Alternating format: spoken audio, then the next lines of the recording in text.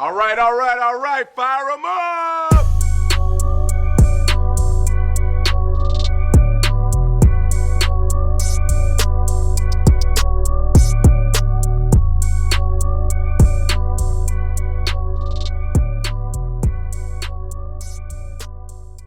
What's going on, everybody? Doug here, one of the host, producers, and creators of the Genre of Your Life podcast, here with my co-host, co-producer, and one of my favorite people in the world. It is Mr. Moses Sly. What's going on, Moses? Hey, what's going on? What's going on, Doug? I'm glad to be here. In another episode today. It's going to be fun. It's going to be lively, and I'm most happy to be with you guys too as well. Oh, man, it's a pleasure, my friend. Welcome to you all to the podcast. Welcome to Genre of Your Life podcast. This is your go-to podcast, of course, for all things movies, TV, entertainment, and a podcast I was surprised that there was no cameo of Diddy or Baby Oil in Predator Badlands. Crazy. Crazy. Can't stop, won't stop. You won't stop right now. I think about the whole Dave Chappelle, the Dave Chappelle P. Diddy skit, the making the band. He goes, "This is bad boy entertainment, baby. Can't stop, won't stop." He just makes fun of him in that.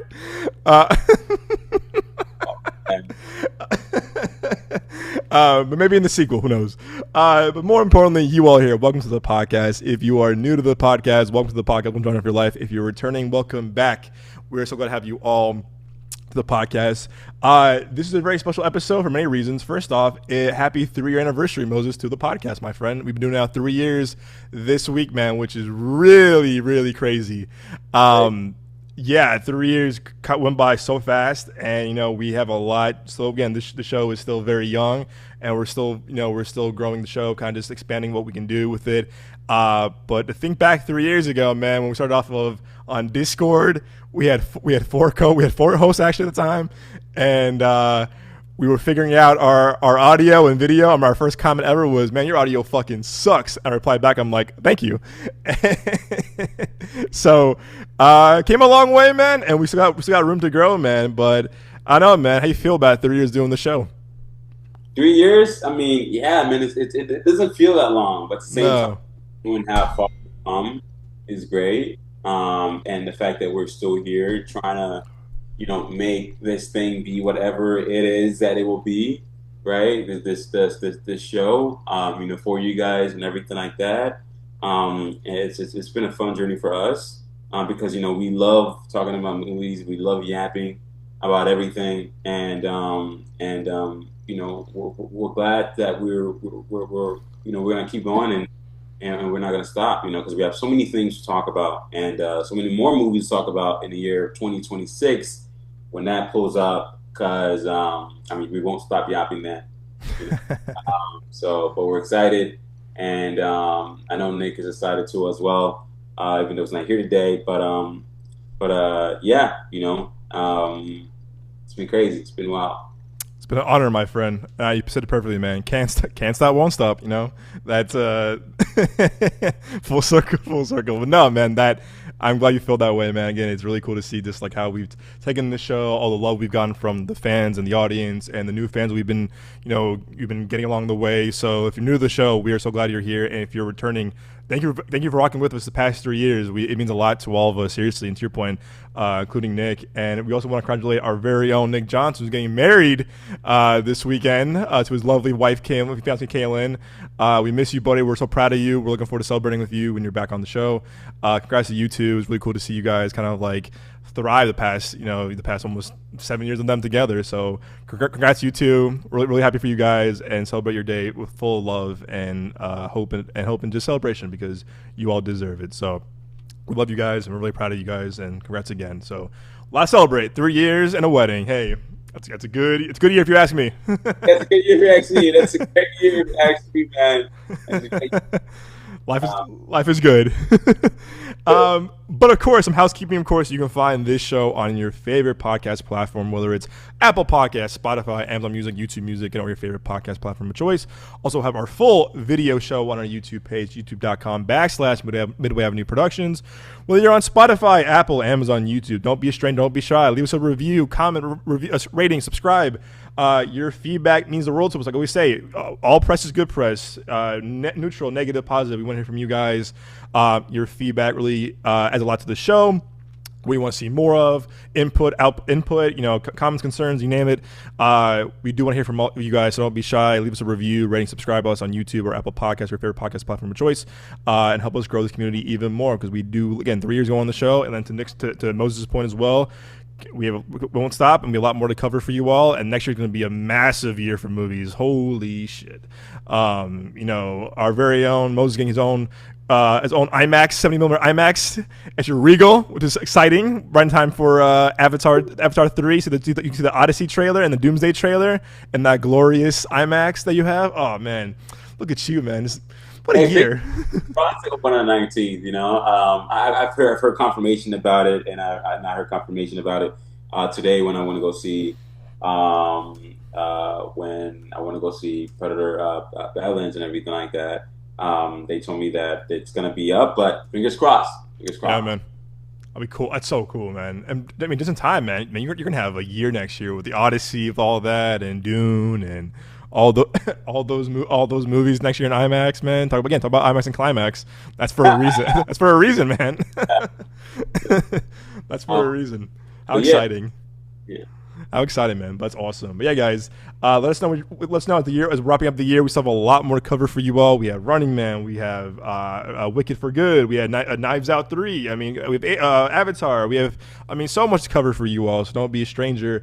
Let us know what you're looking forward to in the comment section, the review section in YouTube, Apple Podcasts, Spotify. And of course, to help us get to our goal, we probably won't make it, being optimistic, of course, but we do have a goal getting to 1,000 subs on YouTube, which is huge for us. 1,000 subs, kind of the first threshold is to get us, monetization, as well as more opportunities for screenings and festivals and cons, stuff like that. So please help us get to 1,000 subs. I think we're at 857 right now. We're so close, guys.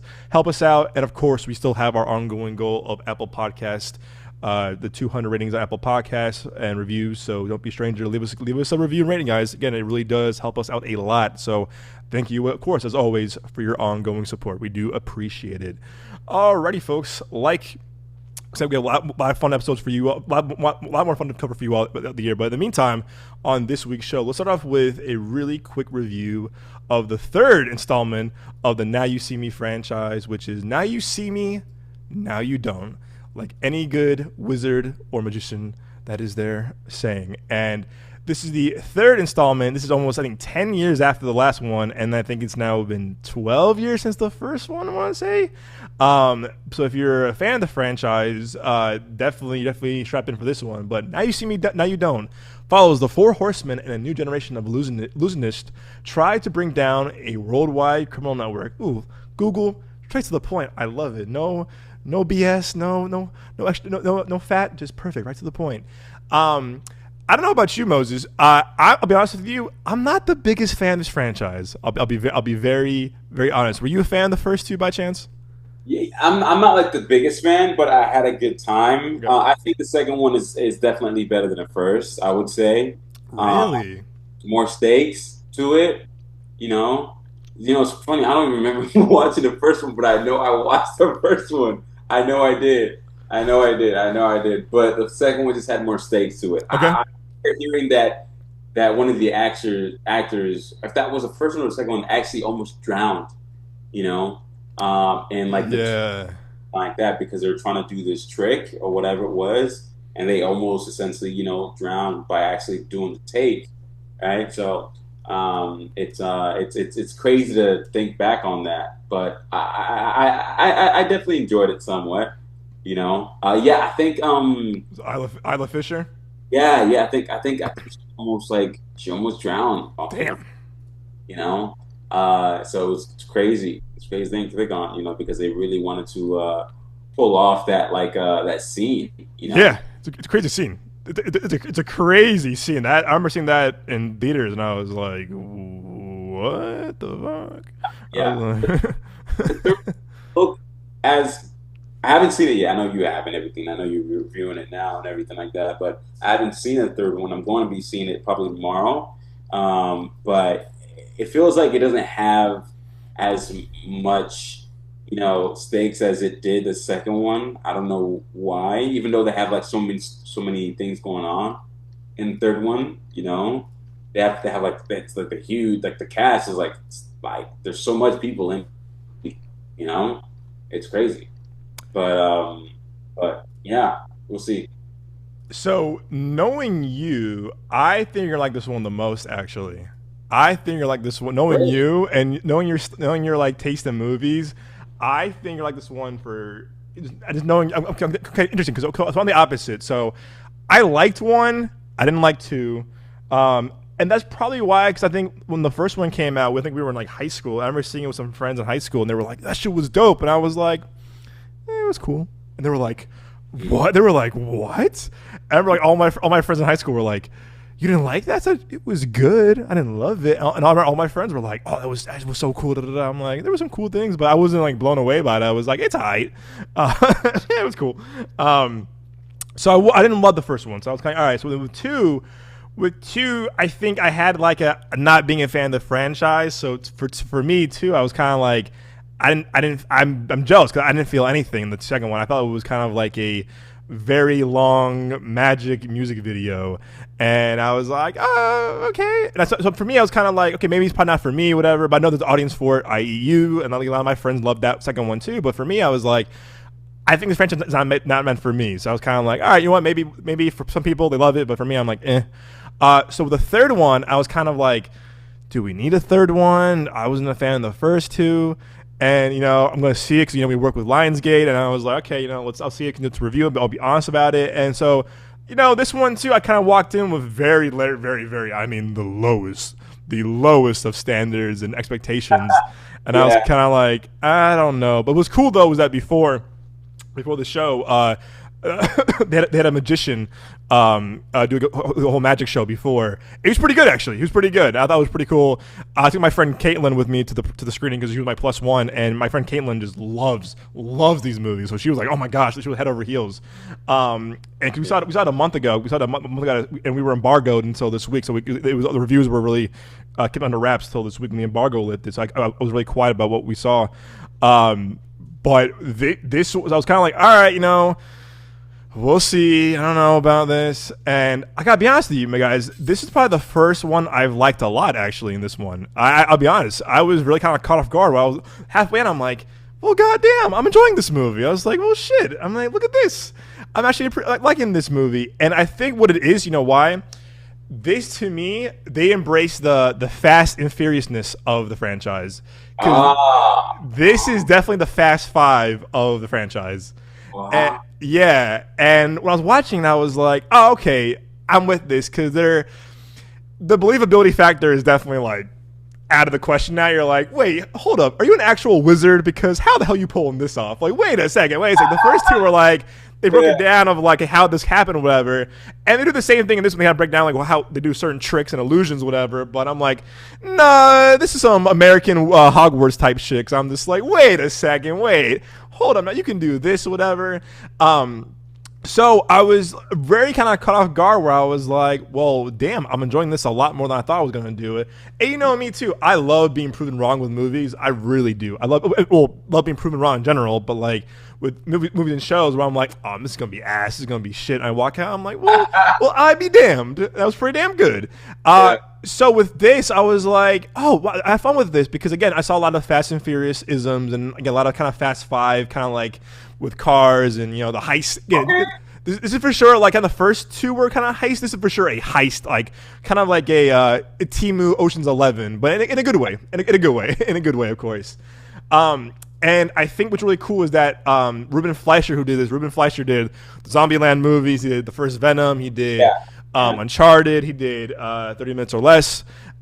He Uncharted, the Yeah, movie. that's him. Hey, That was okay. him. He's Okay. kind of like a very like director that kind of can do like again not a well known director, but like Zombieland's a good movie. Oh yeah, people like Uncharted. People like Venom. It was like a mid or like kind of like high to mid budget, like Yes. like movies that like the general audience can like, Yes. right? Yes. You know what I I mean? completely agree. Doesn't have like a certain like genre of like fans. He just has the like just the base audience who loves movies and everything like that, and they're hiring for it to create this type of films that are mid tier to like low high budget area. right? So, and I feel like that's what this movie is too as well. And Yeah, yeah, spot on. You know what? Him and F. Gary Gray are very similar. F. Gary Gray can do comedy, Friday. He can do action. He can do law-abiding citizen. He can do action, Fast and Furious 8. He can do drama and music, straight out of Compton. Like I feel yeah, like like F. Gary Gray, Ruben Fleischer, and a few other directors. Justin Lin, Fast and Furious as well. yeah, Louis Leterrier, who did the first Now You See Me and Fast 10. Like to your point, they can do the mid to high budget movies. And to your point, don't have a style, but to your point, they're very good at delivering popcorn flicks. yeah. Very good at making popcorn flicks for the audience that can appreciate them and everything. They don't make $1 billion or anything like that, but they make enough to where they make their money back a certain way. You know what I mean? Oh yeah, And that's okay. Like that's fine. And yeah, yeah. It's interesting. His resume is very interesting. Again, you go from Zombieland to again Gangster Squad, 30 Minutes or Less, Venom, Uncharted to this. It's a very interesting yeah, path as a director. But again, to your point, he makes fun movies. Again, no style, but still makes fun popcorn flicks. and Lionsgate, they hire him. Like I mean, all these other companies and everything like that hire him back for the good things that he does. So and I didn't know he made the first one. I thought with Venom, I thought what's his name made the first one. I thought the director that made the second one made the first one. Oh, Andy Serkis. Yeah, Andy Serkis. Yeah, that was him. That was the Ruben Fleischer did that first one, and again, because he went from Zombieland, 30 Minutes or Less, Gangster Squad, took a break, and then came for Venom. Yeah. And then Venom was because Venom was like it was Ruben Fleischer, Andy Serkis, and then the Kelly Marcel who wrote the movie, did the third one, and did a third one. I remember me and Nick walked out. We're like, the fuck. We were like, What, Venom 3? oh, dude. I remember me and Nick saw it on a matinee Tuesday, the weekend after it came out. And him, because remember, I remember seeing the first one with you guys, and we were like, "Fuck the haters, man." We had a fun time with that first one. Yeah. And I remember walking in, all our friends were like, "Oh, that movie's gonna be ass. That's gonna be bullshit." And you, me, and Nick were like, "Hey, we're gonna be optimistic." Again, also the year we had, we had Infinity War, Black Panther, and Spider-Verse, the first Spider-Verse. So it was like year of excellence. Yeah, So it was a year of filmmaking, like excellence, it was man. a great year. For film excellence in movie theaters and everything like that. That was the year for that. That was a great year. We had Ready Player One, all of that. Oh, yeah. And so I think, again, I remember seeing Venom with us three. I remember when it ended, we're all kind of like, well, that was fun. People were like, oh my God. And I remember all three of us turned around. We were like, that was pretty damn good, actually. We like this movie. So, but I remember when me and Nick saw the third one last year. We saw it on Discount Tuesday. The Tuesday after came out, and no one was there but him and I. And the whole time, and Nick's, I think we're all pretty good audience. I remember I looked over at Nick, and Nick was like this. He was just like shaking his head. He was like, "No, bro." And I said, "Yeah, not here either." And we walked out. We were like, "Damn it!" And I remember walking out feeling bummed because second one too. I like the first two a lot, and the third one was just like, we got nothing, and we were like, well, damn. So I kind of wish that Ruben Fleischer did all three, or Andy Serkis did the last one as well, because they have more character to them. If that makes sense. Yeah. But anyway, so he did this one, and again, he's worked with Woody Harrelson and Jesse Eisenberg now on again Zombieland, Now You See Me, Venom, Venom, 30 Minutes or Less, and Zombieland movie. So he's a very good kind of getting those two down really well. But I think what he's good too is doing ensemble pieces too. Zombieland ensemble. Uncharted has a bit of an ensemble to a degree. Venom has a bit of a leading stuff, whatever too. Gangster Squad ensemble, whatever. So he's really doing ensemble pieces. And what I was curious the most about this was the additions of Dominic Sessa, who I love in The Holdovers. Justice Smith, who I think gets a bad rap if you ask me, and Ariana Greenblatt, who last time I saw her was Borderlands. That movie was an ass. Oh yeah, oh my God, yeah. God, bro. She's only 18 years old, and she's like, It's a good resume. she has a killer resume. You Yeah, know, it's a hell of a resume. She was in Infinity War, young Gamora. yeah, it's crazy. Wow, can't dang, that's wild. That's wild. She has a crazy resume. Just for her being that young. She reminds me of that one girl, who used to be in like every movie. She was in like Captain Marvel, and she played like little Captain Marvel. She played like young Captain Marvel, and then she was. Oh yes, I need to talk McKenna Grace. Yeah, she reminds me of her, and she's still. It's crazy. She's still 19 years old. Like McKenna it's Grace. everything, right? Now she's basically holding her own films, basically now. Because I know she's in this one new movie. I forget what it's called. Oh, Uh, bro, I saw it on Sunday, bro. I fell asleep. I fell asleep, bro. I fell asleep. I, oh no, I couldn't do a reaction review, bro, because I didn't feel like I feel like I wasn't like equipped. I would say I saw it on Sunday, bro. This movie bored the fuck out of me. Again, no, we're off tangent, but oh man, bro, this movie bored the hell, bro. I was first off, it's a bad movie, bro. It's a bad don't movie. think it's a bad movie. I just don't think it's like maybe like your style. It's like your speed. It's definitely not my speed. But it's so No, it's weird. not. It's It's not. so weird, like seeing her like in this type of movie because I saw the trailer, right?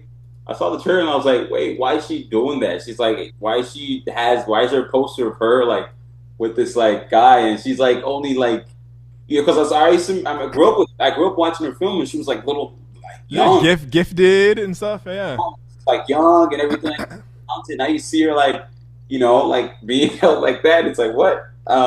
she grew up. It's hilarious. It's crazy. But yeah, she's gonna. I always thought too as well that she would be. She can play, like she can play like Gwen. You know, Oh yeah, be cute. That would have been cute. yeah, she can. I think she would like pull off like playing like Gwen Stacy or something like that. You know, I could um, see that. She was good in Ghostbusters. I thought she was really good in Ghostbusters. She stole the show for me yeah, I in know. Ghostbusters. Yeah, I know we're talking. No, I know. I know. This movie, bro. This movie. I probably fell asleep. I remember I caught myself doing this, bro. The Regal, and I was like doing this, and I caught myself like slipping. I was like, oh shit! I woke up and I did it again, and I walked out. I was like, this movie was not for me. But it was just what I saw. It was just it was just bad, bro. It was like so. In my tweet I put this is probably the most expensive soap opera I've ever seen, bro. Because it was Oh like, no, it looks like a soap opera. You know what I mean? Like oh, and everything. You feel it looks that way. bro, it was some ABC Family Channel type shit, man. Where I was like, dear lord. But anyway, yeah, that's a whole different thing. But that movie bored the hell out of me. But yeah, Arnold Greenblatt, yeah, skin to your point. I mean, working from Avengers to Scoob to In the Heights, great movie, to 65, which was kind of eh. I liked her in Barbie. Like, my problem in Barbie was the whole thing where I'm sorry, no 12-year-old is talking about the patriarchy and about the oppression. I was like, girl, you are 12. When we were 12 years old, talking about like Pokemon and Bakugan and like like our lunches. And I was a big fan of the Barbie movie for sure because of Ryan Gosling and Greta Gerwig and a lot of people in that movie and of course Margot Robbie. But I remember seeing her in Barbie. I was like, girl, what 12-year-old is talking about being oppressed? You were in middle school. You were in grade school. What are we Yeah, talking about here? But she was cute in Barbie, and um, yeah. despite her being in that shit ass Borderlands, uh, Oh yeah, yeah, yeah. You know what's crazy? I don't remember seeing her in the Heights. I don't know what she plays in that movie. I think does she play the Like, young Melissa Barrera character? yeah, yeah. Oh yeah, yeah. She plays young. She plays young version of her. Okay. Right, I think she plays the young version of I'm looking at the credits and everything like that. She plays young version. was she the young version of that or was she who was the young I love In the Heights. In the Heights. I love that movie. Wait, she plays young Nina. So that's like the other girl. Oh, Um, whoops. young Nina Whoops. is the curly hair. Oh yeah, Leslie Grace. Yeah, yeah. Yeah, I like her too. Definitely, Felicia Grace. I don't know what happened to her. It's kind of disappeared. Yeah, well, the whole Batgirl thing probably fucked Her her up. background kind of messed her up, low key. I would be, yeah. Yeah, Been in TV mostly though. She's been in TV, which is good for her. yeah. ways. I Going love it. back. I love it. I love In the Heights. That movie is. Bro, it's a great movie. I love that. I love that movie. Well, I'm just a big Lin-Manuel Miranda fan, so I just love everything he does. That's why I cried watching Tick Tick Boom. I broke down that movie. That movie to me is just Yeah, perfect. Tick Boom was something else for me, man. It definitely got me there. You know. Love that movie. But anyway, so yeah, she's good in this too. But all three of them, I was really impressed because I felt like they're both up and coming actors. And Yeah. Justice Smith, who I do like a lot. I think he's been in bad movies, but like I think he gets a little shit, uncalled for shit in his performances. Yeah, yeah. You know, I think it does too as well. But I'm glad that he is still like out there. You know, yeah. out there for sure. I, Um, he's a better ensemble than leading man. I'll give him that. no, no, yeah, no, 100%, 100%. And I think he's gonna make his way into a leading man soon. I think You know, so too. time. I liked Um, him a lot. I liked him a lot in this, and I like that because like this movie, I like that everyone has their counterpart in a way. Where Dominic yeah. Sessa is kind of like the counterpart to Jesse Eisenberg, and I like that Ariana Greenblatt's kind of the counterpart to Dave Franco's character. I like Mm. that Justice Smith's kind of counterpart to Isla Fisher's character. I love that they brought back Isla Fisher in this one too because she was in the second one. Because I think of her, I think she was pregnant. I want to say so. Um, I think she was in the second one. no, it was Lizzie Kaplan replaced her. Lizzie Kaplan was the Oh, replacement. Who I'm a big fan of her too. I think she's a great actress, but she replaced her in the second one. But they brought Isla Fisher back for the third one. Because yeah, I thought she added a lot of dynamics in the first one with the three dudes, with the three guys, yeah, yeah. and seeing her come back was very like, oh yeah, she's back. It kind of adds a lot of like character and a lot of like no pun intended magic to the ensemble. So I like that how all three of the ensemble, the new additions, worked so well with all four of them, from Dave Franco to Isla to Jesse Eisenberg to Woody Harrelson, and it just works. It's a great character piece. It's a great character ensemble. And to me, it was like it just felt very. Again, it was whimsical. It was witty. It was charming.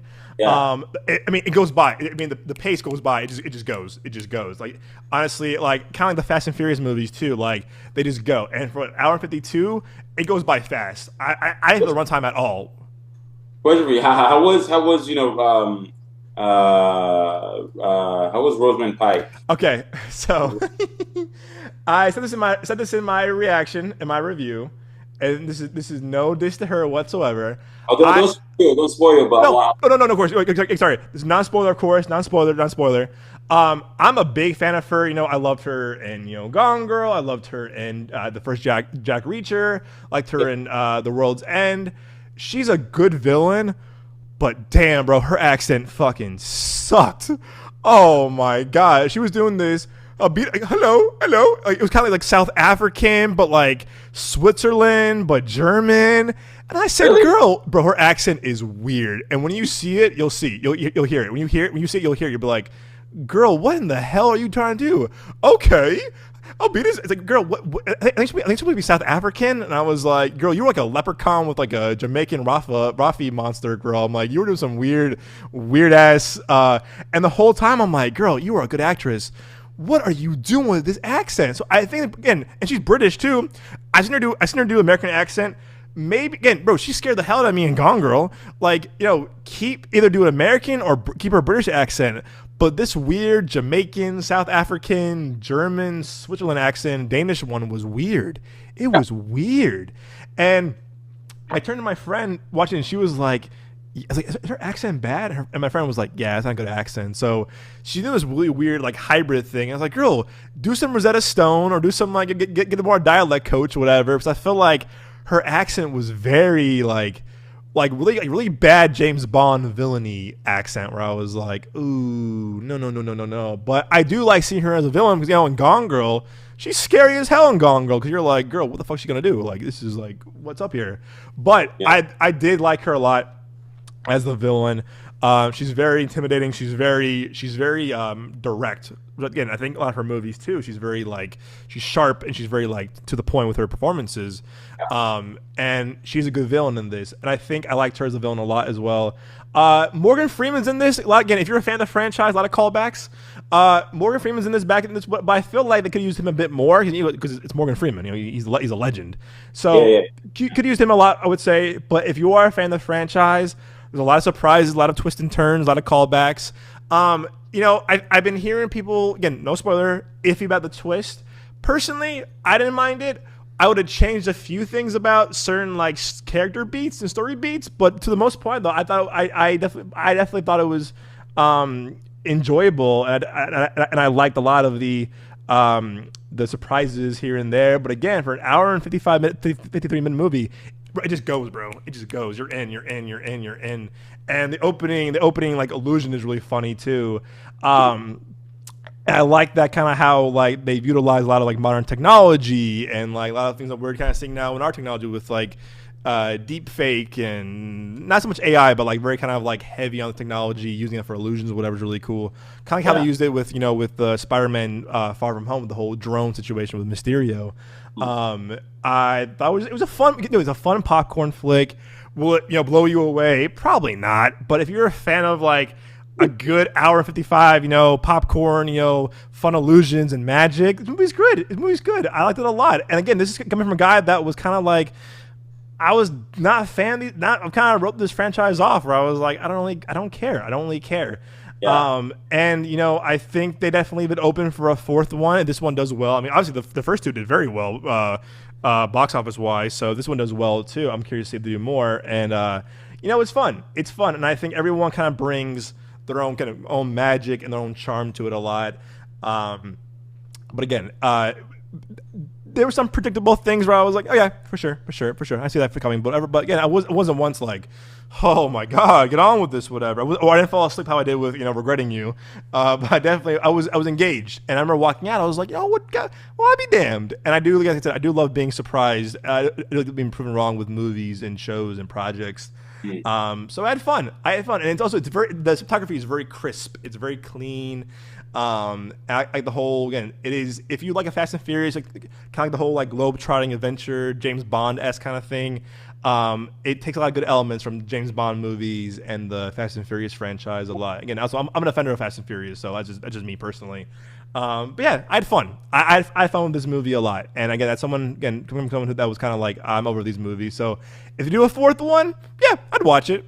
Because I'm a sucker for a good heist movie too. I love a good heist, kind of like ensemble heist kind of movie. So, yeah, I'm curious to see how this does this weekend. If it does well, but yeah, that comes out this weekend, getting mixed reviews right now. 57 on Rotten Tomatoes, which is not terrible, but not great either. But 58 on Rotten Tomatoes. So, I think the audiences will definitely eat this up a lot. But again, it was cool to see. I think 58 for this type of movie is not the worst thing in the world. No, I think the first two were similar. I think the first two were like 50s. It's like, it's good. If this was a zero, zero is like a 90% for me. Ooh. It's like, I don't know. I know it sounds weird, but like a 0% makes me want to go watch it more. I do too. Me too. I love seeing shitty movies. Oh, it's 0%. Oh yeah, I'm definitely gonna be there. Using this Borderlands. 50. The first one had a 51 critic, 70% audience, which is pretty like neutral. And I want to say, what did part two have? Let's see. Now You See Me 2. Oh, 2 dropped a bit, so 34%. And 3%. So both Rotten and the popcorn, Rotten popcorn for that one. So I definitely think they improved with this one. The third one, they definitely improved a lot of things that I had issues with. But also too, it's a rare third movie that actually improves on things and is good. I feel like you see a lot of trilogies that are like, the first one's great, 2 is and 3 is even worse. But with this one, it was kind of, first one was decent, 2 was, for me at least, 2 was and the third one was, this is pretty damn good. And knowing you, bro, if you're a fan of the first two and the second one a lot, you'll for sure. This one is definitely up your alley for sure too. Yeah, the one thing that I was afraid of about this movie and everything like that, or sometimes I'm even afraid about this, movies that, you know, that that are prequels that haven't come out for a long time Yeah, 10 years that then gap. come out like like now whatever it's just that I'm always afraid that they are made too fast, or whatever. Like, oh, okay, we're finally gonna make it now. Now we got the cast, and we're gonna do this. Oh, we're done filming. It's been about 4 months, and it's like, whoa, damn, okay. I hope it's good. I think they did that with Devil Wears Prada. I never watched the movie, Devil Wears Prada at all. What? I never watched it. Bro, the first one's a banger, bro. That first one is You know goated. something? But I just want to So say good. that all I want to say is that I know that I feel like for some reason in my mind I feel like they also had like a rush thing with that too as well. It's like they got the cast and everything, they got other people in it, and Yeah. they're done filming, and it's like I hope that it looks good. I know that the cast are going to do a good job and try their best to make sure that the film overall is entertaining, right? But I hope it at least is well edited and it looks good, decently good. Because I've been hearing about online that I've seen like the little teaser how it looks like a, you know, how it, AI. not AI, but it looks like like a telenovela, Oh yeah. you know, Yeah. just like that little teaser. And I was like, oh, I don't know. You know, it looks like a promo video to something. Yeah. Do Like you a do you know what motion it is? Do you know what it too. is, man? I feel like I've been watching a lot of movies from like the 2010s. I feel like I feel like I've been rewatching a lot of rewatching a lot of things I've seen before. And I give you that to your point. Actually, I rewatched some movies from the 2010s recently, some in the 2000s. Like, but even like 2000s comedies like look better than half the shit we get nowadays. That's what I'm saying. I was watching it for teaser, and I was like, wait a minute, this is Yeah, good. You know what I mean? Like, just in terms of visuals and everything. And I'm a visual guy, and it's like that's one of the yeah, watch movies. Sometimes it's like I watch it because the visuals look good, and I saw this, and I was like, damn, man, they yeah. took out like all the color. You're like, ooh. Um, they took out like they took out all the composition for shots and everything like that. Yeah, Yeah.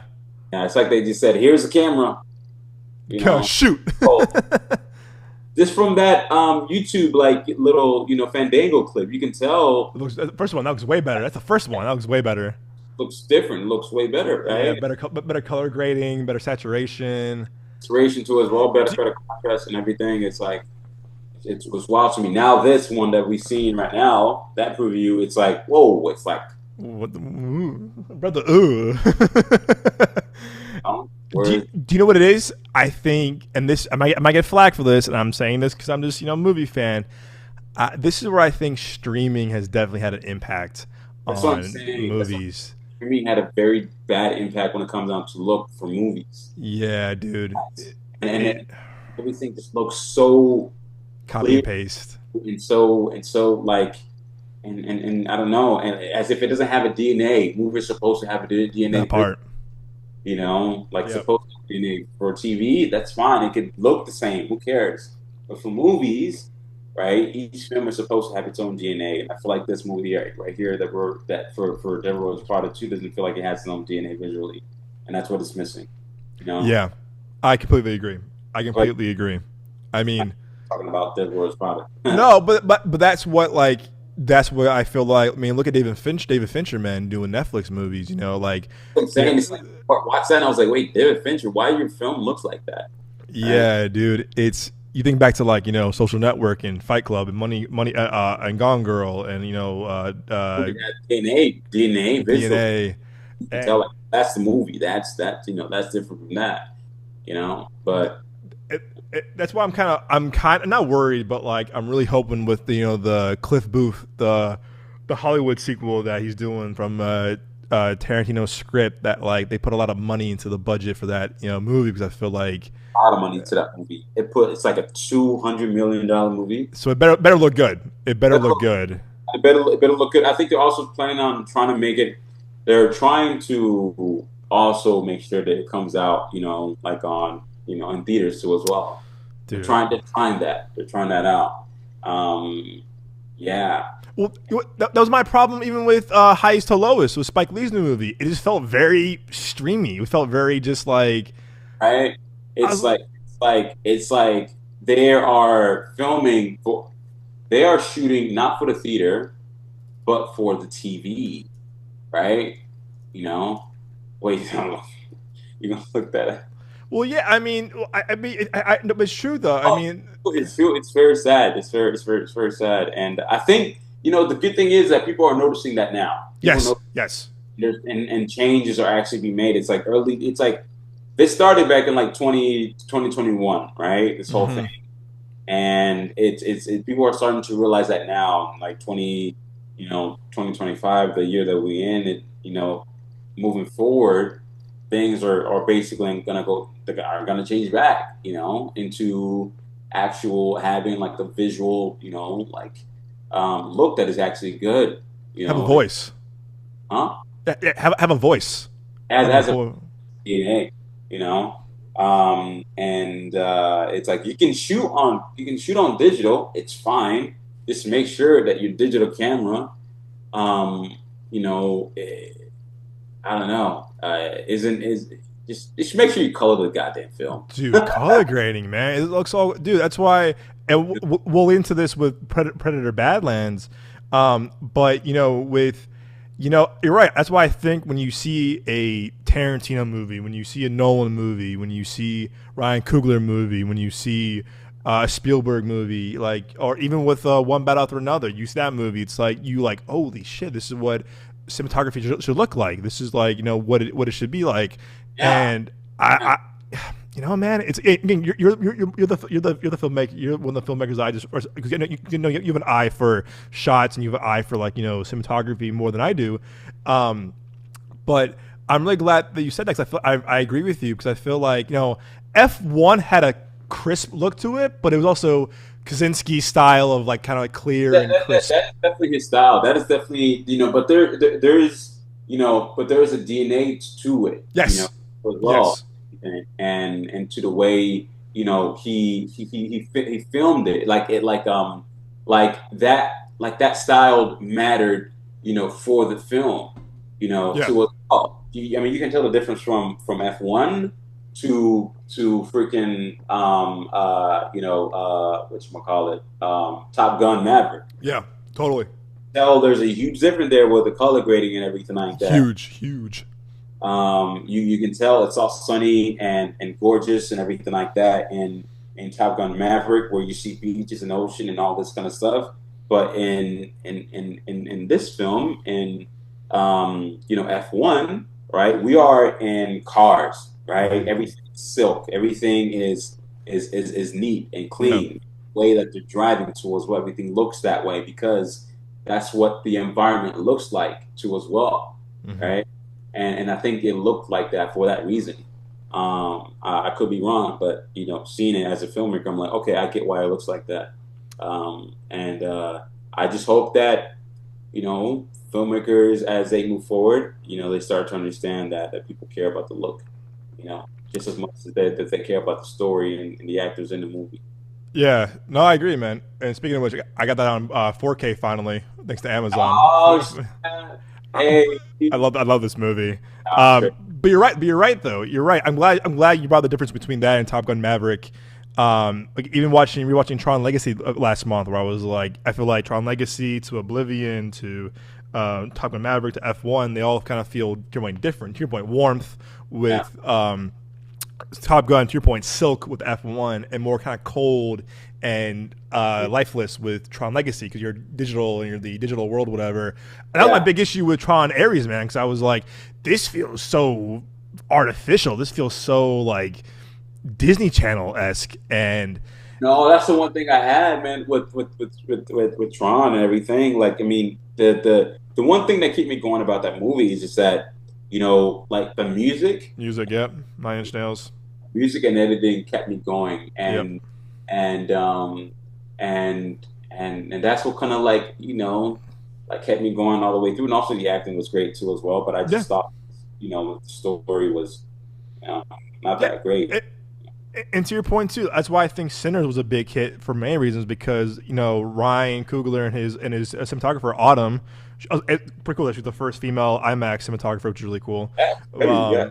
But like they cared. I mean, he cared, and again, that's why the whole thing him breaking down that video of all the aspect ratios because that. You know what I mean? he cared. He cared, man. He cared, and that's why I think it was so impactful because it looked good. That did, F1 did, One Battle did. Obviously, Nolan is known for that now because his thing. Like I said, Tarantino. Okay, speaking of which, before we do our Predator review, how do you feel about? Speaking of which, how do you feel about the trailer for Michael? The whole Michael. Oh, real quick, now you see me, now you don't. I would give it probably a 7.5 out of 10. Solid movie. I liked it a lot. But speaking of which, how do you feel about Michael Jackson trailer? I'm curious to know on the trailer. I'm definitely excited about it. I'm definitely excited about it, and I can't wait to see more. You know what I mean? It's a teaser trailer. You don't really get anything from teaser trailers except for hype, and there's a lot of hype online for it. I think it's a teaser trailer, and it didn't exactly get me, but I know that I'm gonna be there first line to watch the movie. That's what I know. Because dude, so much hype around this movie. It's crazy. Dude, I know. I know.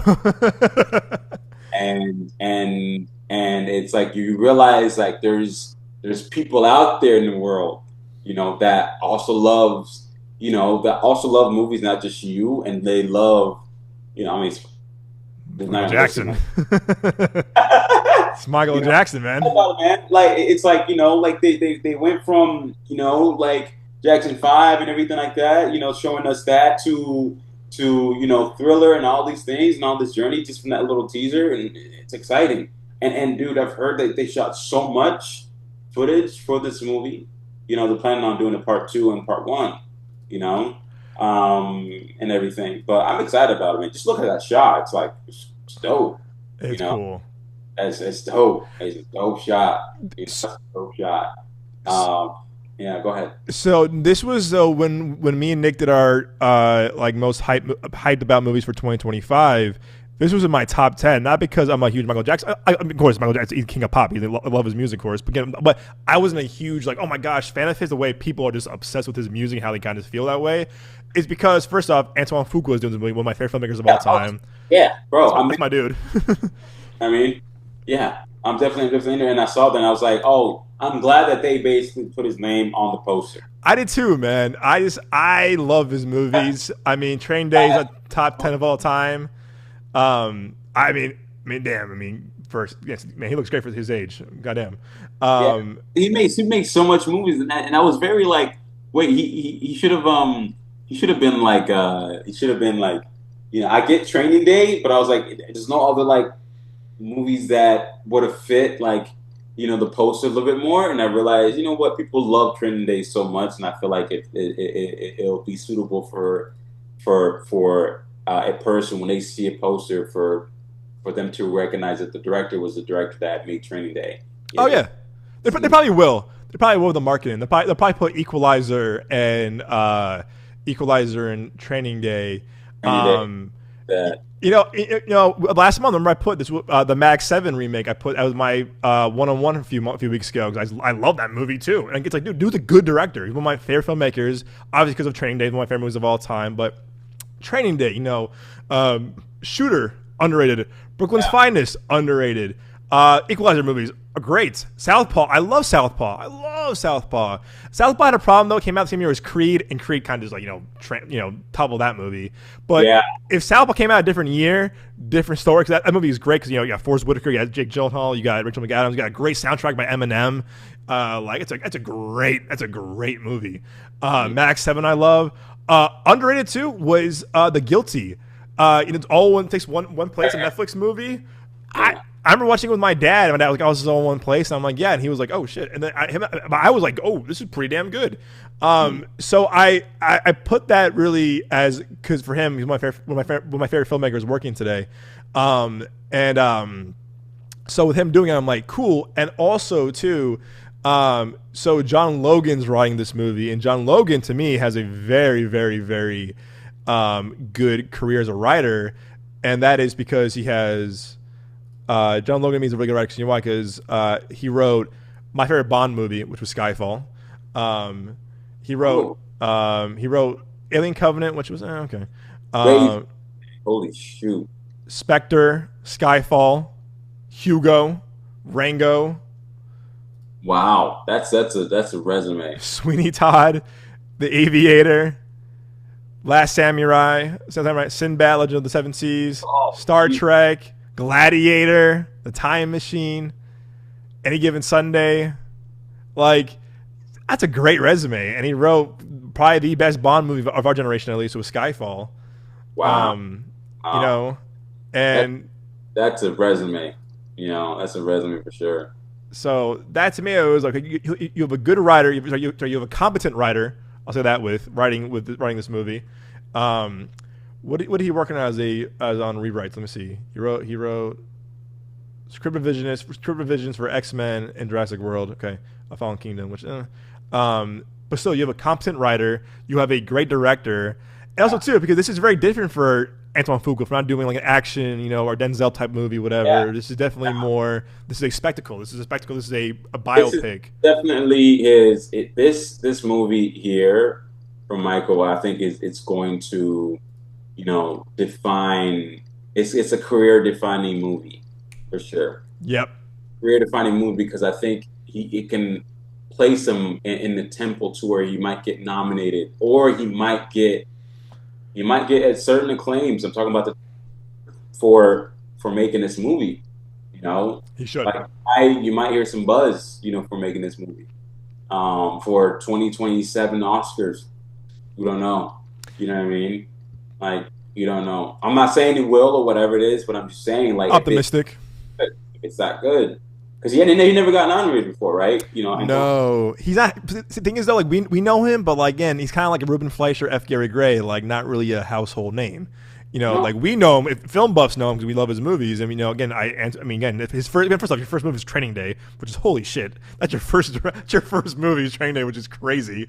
Um, so it's like one thing that I want. It's just mostly like for him to like get his flowers. I do too.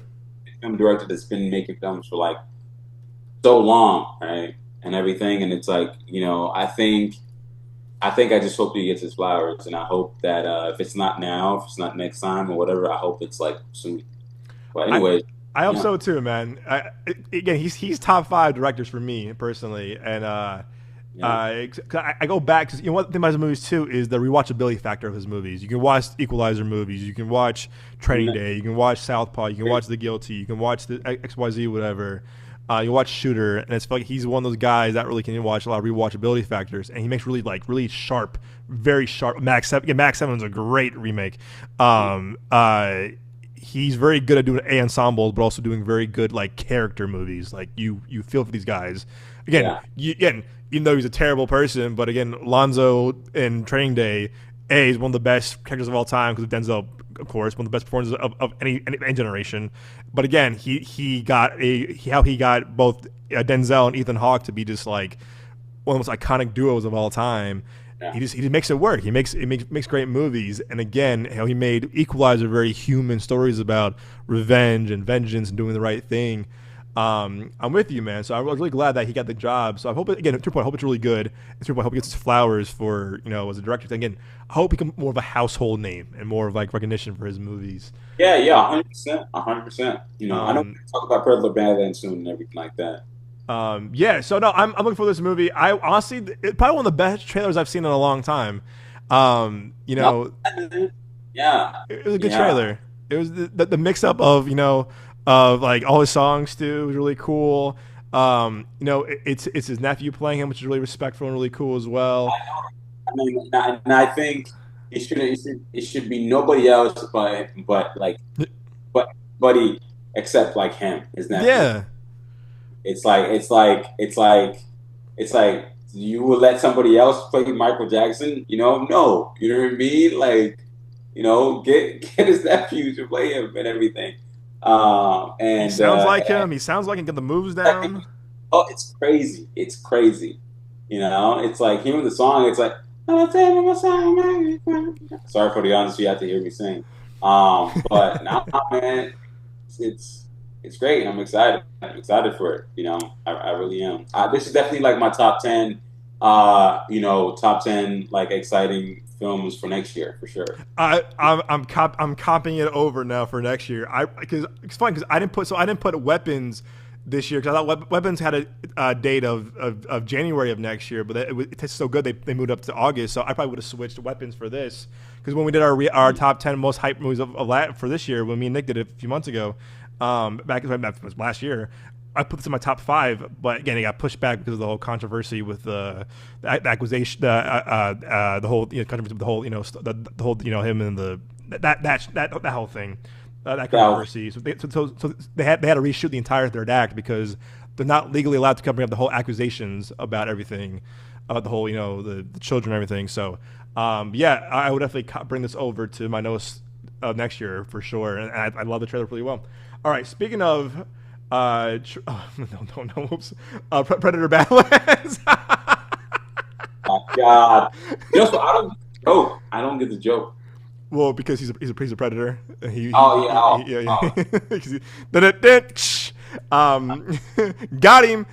So I had this. Got him. Predator Badlands. So no, not Diddy and Baby Oil. Sorry. Speaking of franchises and that's what we're reviewing today, y'all. Kiss up. Bad Boy Entertainment. All right, so Predator Badlands. This is the next installment from Predator franchise after Prey and Predator Killer Killers. Predator Badlands follows cast out from its clan, an alien hunter and unlikely ally embark on a treacherous journey in search of the ultimate adversary. All right, Moses. All right, what are your thoughts and review of Predator Badlands? Man, I thought this movie was fire, bro. Like, it was fire, because what's crazy about watching this movie? Because, yeah, no, it's funny. Wait, did I go see? No, I want to go see this movie 2 days ago. 2 days ago, yeah. Yeah, it was two days ago, and there was an actual we had the movie was playing, right? It was like 10 minutes in the movie and everything, and we will get into like the very very like exciting part like of the film, and then all of a sudden, I swear to God, a fire alarm goes off. Oh no! A fire alarm goes off, and we're all just like, what? It's like it's somebody the fire alarm, just to like mess with everybody and everything like that. They pulled it. And then, they had to basically tell everybody to basically exit and everything. And everybody decided to just wait outside the door, And one of the person that was working there, one of the employees, basically told everybody to like go back in because it was a false fire alarm and everything. And that kind of like took me away from the film a little bit. Oh yeah. Timing is like gone out the wind, and everything. But as I sat down, as the movies just continued playing and everything, I was like, my excitement is actually back, And as I was sitting down and watching this movie, man, I was like, man, this is like a fire movie, bro. This is like dope. There's only 2 actors in this movie, the whole entire time, and everything, It's just Elle Fanning and this gentleman, I forget his first name, but he did a great job performing this character, the Predator character, and yeah, man, the fighting was dope. It was crazy. There's a part of me because I watched a little bit of anime too as well and everything, and I'm like, man, there's some anime inspiration about this movie. I don't know what it is, but there's some aspect of like of anime inspiration that was thrown in this movie. It felt like a Shogun like anime, like anime, like a movie you would watch about a character who's basically getting stronger as he goes on through his like journey as a character and everything like that, as he basically evolves, right? And that's what I kind of got, and also like the fighting style too as well. But the music, man, was dope, bro. This music was good music. Dope. The music was fire, bro. So I'm excited to talk about it. But it was a really, really dope movie. And Elf she did an incredible job. She did an incredible job. Playing playing that character and everything. And I'm glad that that they made the her AI character a character that has, I don't know if this is a spoiler or not, a character that has feelings, because you're supposed to be this, I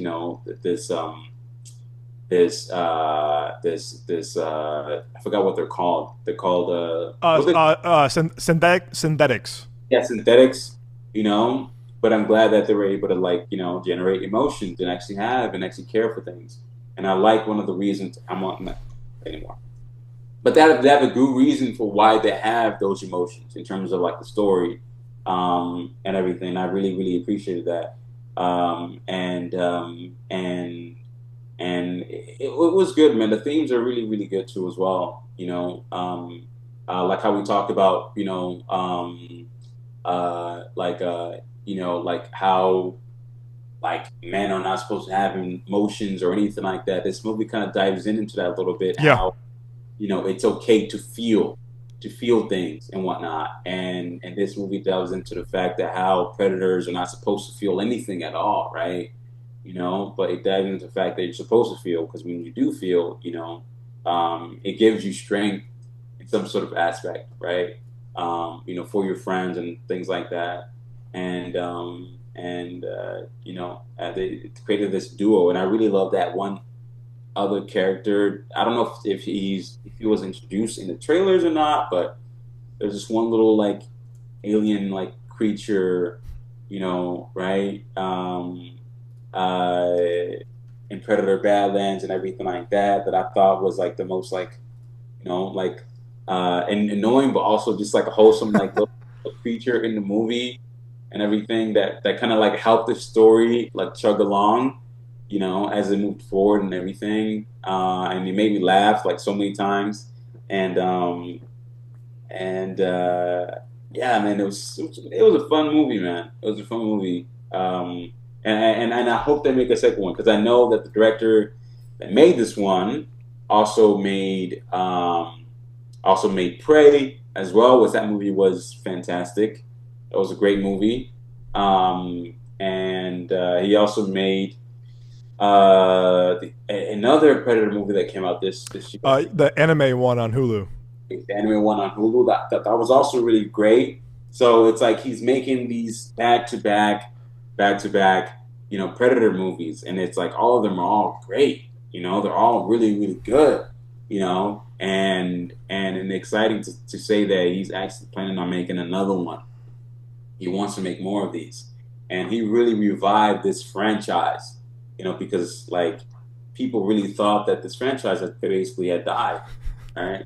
So yeah, like it really, really did. But I'm glad that he's bringing it back. It's a good movie, man.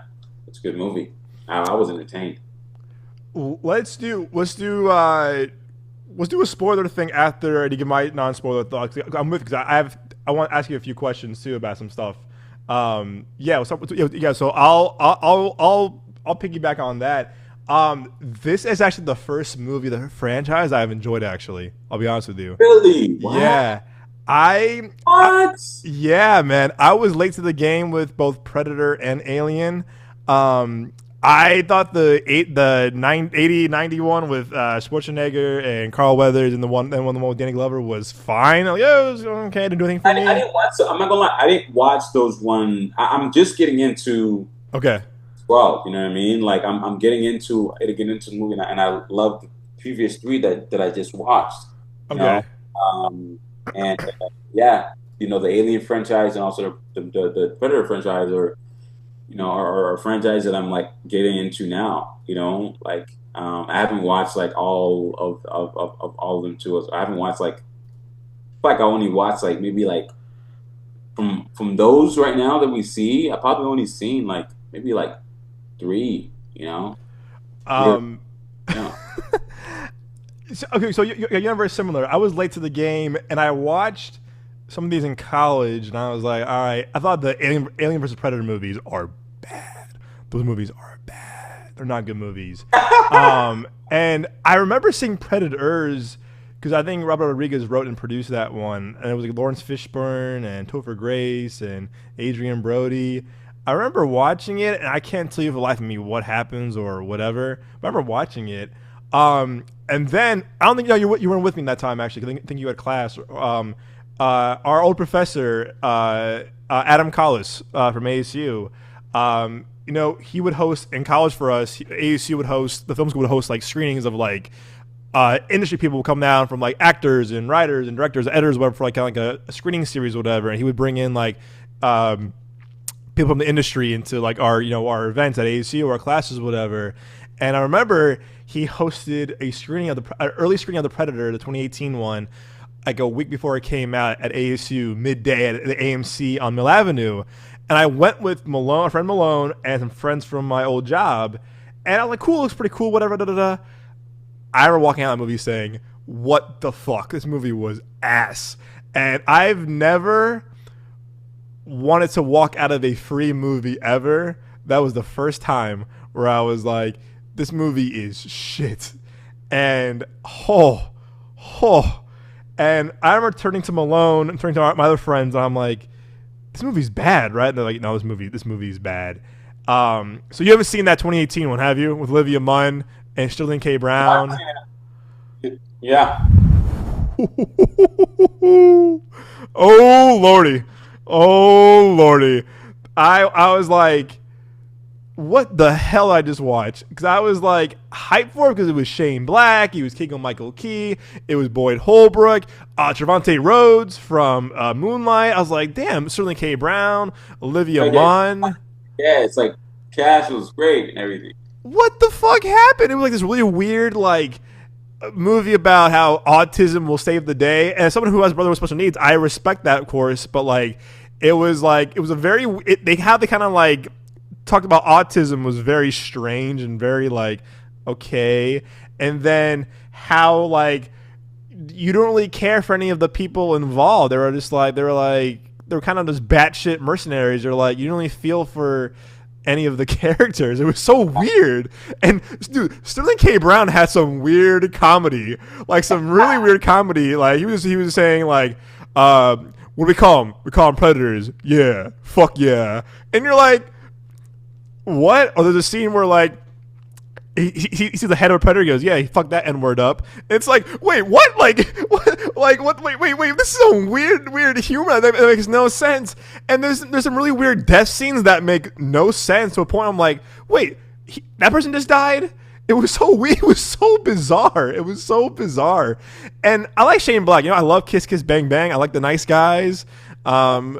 I'm just like, what happened here? And Keegan-Michael Key, who I love, had some weird lines. He goes, "Hey man, if your mom's vagina was a video, if your mom's vagina was a video game, she's rated E for everybody." It's like this is some corny ass, cheesy ass human that does not work. Whatever, bro. It was bad. That movie was bad. So I was kind of like. I was like, yeah, bro, I'm good off of this. I'm like, yeah, nah, I'm good. And Alien too. Alien, I liked Aliens, and I liked Alien 3, underrated if you ask me. But I didn't really care for Prometheus. I thought Covenant was cool. Prometheus is like my favorite out of Alien and Predator both combined. Prometheus is like my favorite. You and Nick both. You guys love that movie. And it just takes me like. It's just like a movie about everything, and about I don't know. I feel like it's more than just about like them finding like aliens or whatever it is. It's about kind of like I don't know. There's like a mystery and very much like evolution. Huh? Yeah, evolution. A frightening to it. Okay, I see what you mean. Where it's It feels very. I don't know the word. I don't know the word, but it feels as if like life is being found essentially. Okay. Discovery, mankind. Okay, I got you. Yeah. The discovering of something, and that's the reason why I like it so much because they're going to this new planet and they're discovering something, and when they discover it, they realize these are the people that created blah blah blah or created human beings. So and I think that's the reason why I like it. It has a certain a disaster because I love disaster. Yeah, you do. Yeah. No, you Yeah. do. Yeah. So it's like it has this like movie disaster kind of vibe to it as well. And that's why I maybe like it. And also the music score is Oh, great. it's great. But Prometheus and Alien, Romulus are great. Yeah, are great. I don't know. Oh, Both great. I love Romulus. Because remember you text us, you're like, holy, you remember, you're like, I saw it twice in the same day, right? Or twice in the same weekend, Yeah, right? I remember that. You texted us. I was like, oh shit. I see it twice in the same day because I was like, holy shoot, this is crazy, and yeah, David Johnson was also in it too as well, Oh, so good in that movie. yeah, and also Keely Kate, Spaney. yeah, Keilyn was also in it too as well, and she was great, and yeah, man, it was a great Yeah. movie. Romulus So is it was awesome. the show. I don't know if you've seen it, but it's a good show. Yeah, you know what's crazy? I love that he had a great teaser for that It show. was great, yeah, The pullback of the early pullback is the alien, like yeah, xenomorph doing it. Yeah, no, it's funny. I was 2 episodes in and I was liking it a lot, but then yeah. I started watching some other things. So I'm behind on that. I'm behind on it. Welcome to Dairy, and a few other shows. But I was liking the first two a lot. So I like the kind of like the more like the rawness and grittiness to the Yeah. franchise. But no, I do like Prometheus. I gotta watch it again. Covenant, I was kind of like it was cool, but sorry, go ahead. No. I was gonna say out of like, I think you would like. I think yeah. I'm not exactly sure if I'm 100%, but I definitely think like you would like the show if you continue watching it too as Yeah. well. Oh, You I know, was intrigued. I was definitely intrigued. I liked a lot of the setup of it all, like the how it looked very clean and everything. Um, no, I'm gonna go back. I'm gonna go back to watching. I'll probably watch it actually next week. I got some downtime next week. I'm gonna watch it.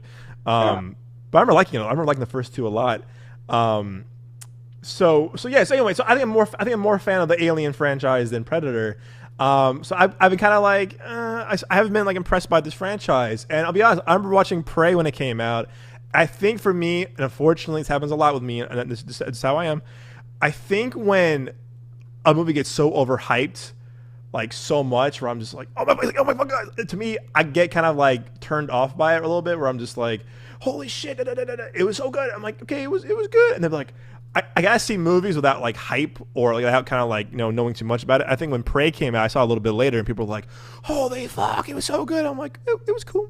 It was cool. Yeah, I liked it. And then, um, the Odyssey is coming out next year. It has a lot of hype. What do you think about that? well, remember, I liked Oppenheimer. I didn't love Oppenheimer. Oppenheimer, they're like, oh my fuck, da, da, da, da, da, da. Again, Dunkirk, same thing. I like Dunkirk. I didn't love Dunkirk. I thought it was okay. So for me, like, Did you watch it in 70 mil? we did. That was cool. That was cool. That was very cool. And I saw Oppenheimer twice in IMAX 70 millimeter. That was really cool too. Yeah. Um, you But know, but I get you. You know what I mean? And like if the Predator genre is not, I mean the Predator, franchise not exactly your style or whatever. Totally cool. oh Um, yeah, totally. It's so but you liked the anime one too. You said the recent one on Hulu. I like the anime. It's structured as as like a three layer story, and everything about basically how these predators are basically capturing in each basically each there's like three different three different period of time basically they're going to like three different period of time Oh, that's cool. where it's like they're in Greenland and like I think Hmm. maybe freaking the 1400s or whatever or the 1300s. I was like the sure, and then they go to a certain like year period of time. It's like the U.S. And in the 1940s, fighting Nazi Germany or whatever it is. I forget what they were actually fighting. I forget, but then you go to another year or two as well. They're fighting something else. So it's yeah, it's cool to follow that, how it all basically you know goes into this third act where they're all captured and they're basically taken into this predator world, essentially, and the world is basically watching. I don't know. I don't want to spoil anything for no more for you, but it's good. It's just entertaining. It's entertaining, and the animation style is very much like inspired by what's the animation style? I forget. Like Spider-Verse. Not really. Kind of, but not really. They're it feels like it, but there's not really like a crazy, like a. It's kinda, Okay. yeah, kinda.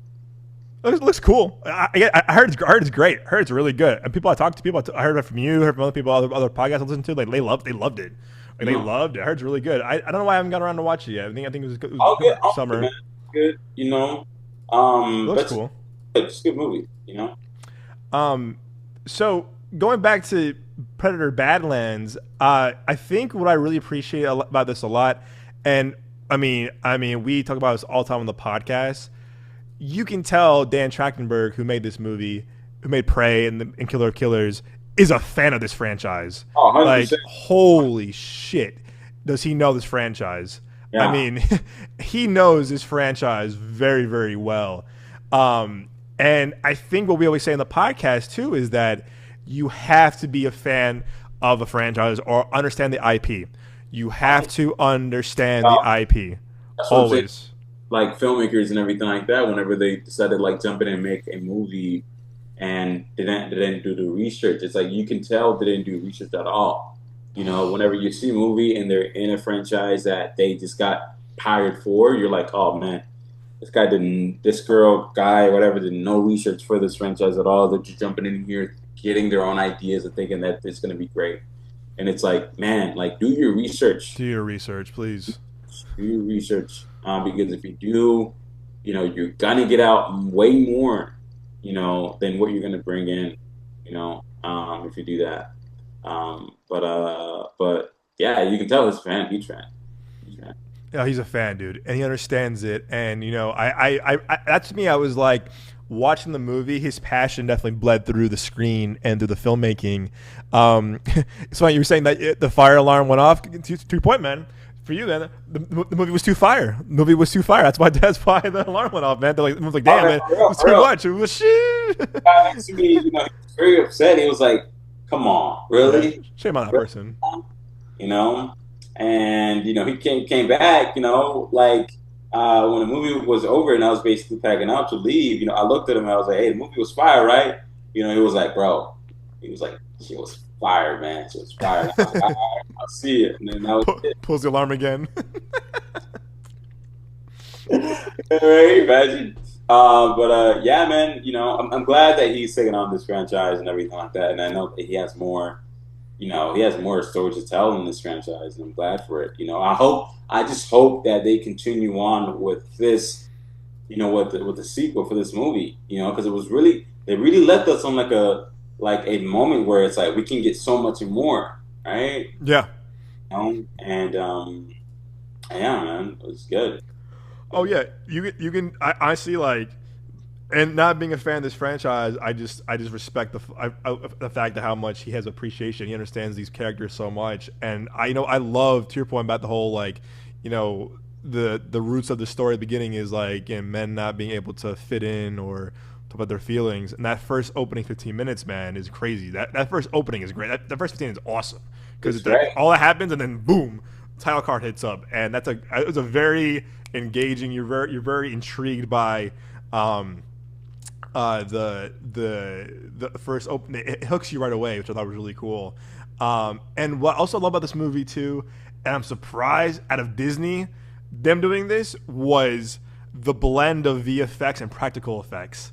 That Mm. to me was like wow, because again, Disney, of course, they rely a lot on their CGI nowadays with a lot of Star Wars and Marvel stuff. And to your point earlier about like they don't look the same anymore. And I think back to the creator, where like that creator was a great movie because why? Because the blend of VFX and practical effects.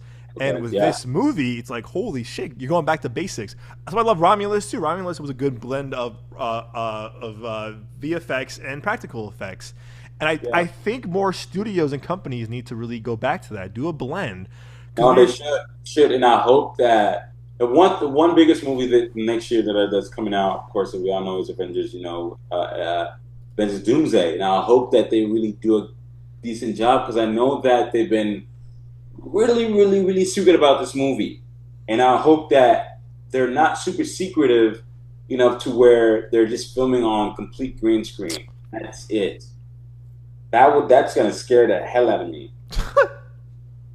Um, that's gonna scare me. That is gonna scare me. And I do not want to sit down and watch this movie and try to compare, the visual look with this movie and the Odyssey and be like, oh, I know, I don't want to watch this movie and be like, man, like this is did AI make this? That's the one thing I want to do.